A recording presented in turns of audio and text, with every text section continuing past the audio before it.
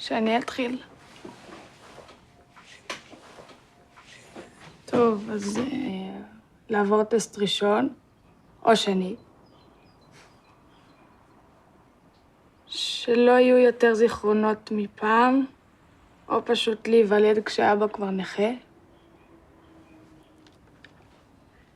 שאני אקרא לאבא שלי אבא, כי זה מוזר שאני לא אומרת את המילה הראשונה שאמרתי בחיים שלי. לרקוד במועדון כמו שאני רוקדת בחדר, ושתהיה לי להקה ושנופיע עם שירים שלנו ושכל הקהל ישיר יחד איתי.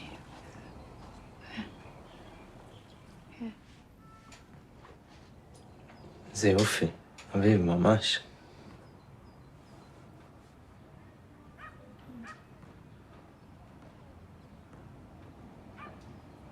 אני חושב אולי שכדאי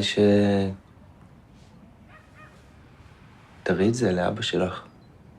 כאילו, תקראי לו. זה יכול לפגוע בו, לא? אבל זה מה שאת מרגישה, וחשוב שהוא ידע את זה, ושתגידי את הדברים, הוא יעמוד בזה. טוב, בסדר. כן?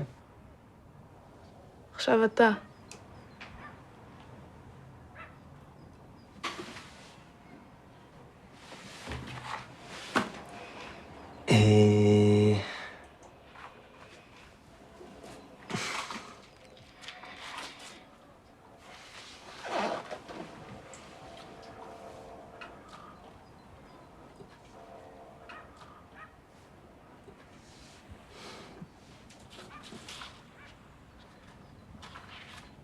האמת היא שלא... כאילו, אני לא חשבתי שאני אקרא, כאילו לא חשבתי להקריא.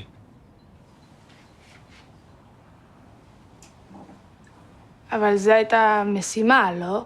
כאילו. כן, לא, נכון, זאת הייתה המשימה, פשוט לא חשבתי בכלל שאני אקרא. אבל לא אמרת את זה כשאמרתי אני אתחיל, או כשאמרתי אני ראשונה.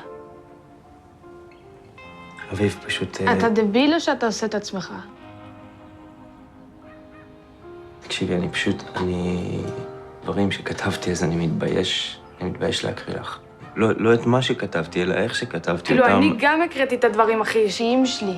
גם אני. אני כתבתי פה בדיוק כמוך את הדברים הכי אישיים שלי, באמת. צא מהחדר שלי. רגע, אבל אני פשוט כתבתי אותם לא כמו מורה. עוף מכאן, לא מעניין אותי. אלא כמו... לא רוצה לראות אותך, צא מהחדר שלי.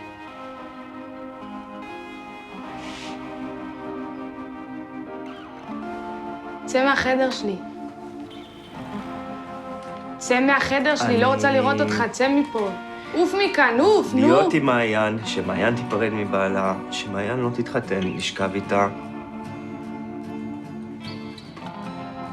שאבא יהיה בריא, שכולם יהיו בריאים, לא להיות לבד, יותר תלמידים, להרוויח טוב יותר, לכתוב, סימן שאלה. יותר לצחוק, יותר לרקוד. זהו.